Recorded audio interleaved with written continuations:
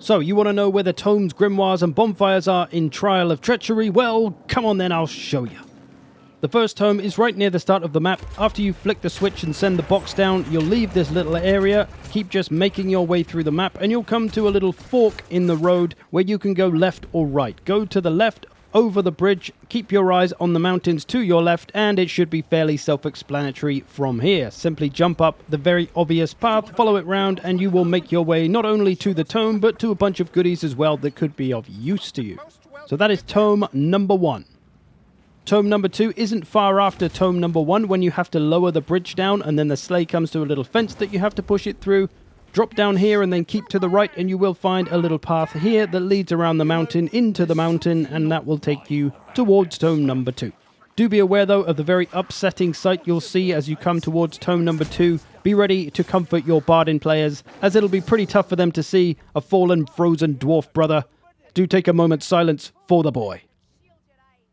And then feel free to rob his corpse and pry tome number 2 from his cold dead little fingers. On to tome number 3. This one is at the event where you need to get the cogs and put them in the wall.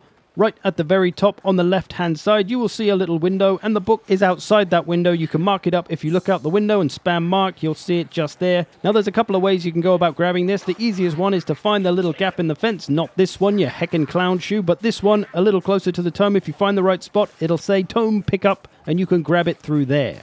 But as there's a danger that may be patched out, the proper way you're supposed to go is round here to the right hand side.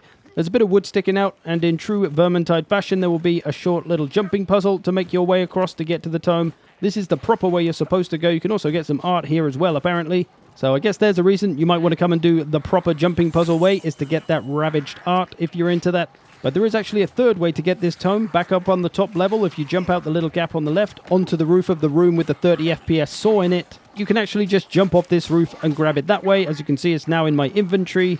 Maybe you can grab the art that way too, but that is tome number 3.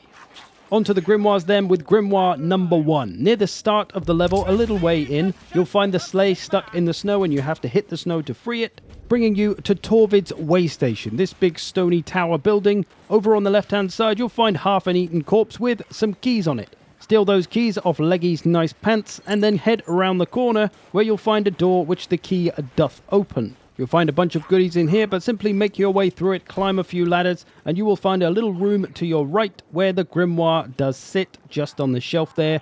Nice and easy. That's grimoire number 1.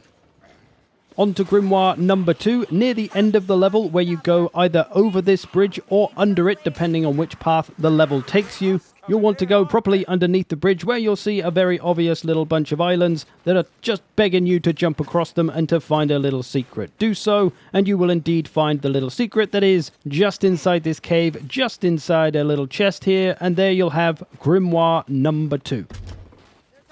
Now for bonfire number 1, just after the first grimoire, the little room, if you keep following this round, you'll probably find this naturally. If you find grimoire number 1, you'll climb a few ladders, go up to the top of the tower, and you will find bonfire number 1. Like this bad boy, because when you get to the end of the level, you're gonna be glad that you did. I'll tell you why when we get there. Now after the cog event and you push the sleigh through the 30 FPS chainsaw room, it can go either to the left or to the right, and bonfire number 2 is going to be in a different place depending on whether it goes left or right. So if the sleigh goes left, you'll be taken to a little camp area which will lead into an ice cave. Make your way to the top of that, which is where I am right now, and simply follow the path around. It starts to go downhill a little bit, but keep your eyes to the right hand side and you should find this little gap between the trees which leads uphill over a little gap, and then you will find bonfire number 2 at the end of it. With that, you'll have lit both bonfires, which will give you the reward near the end of the level.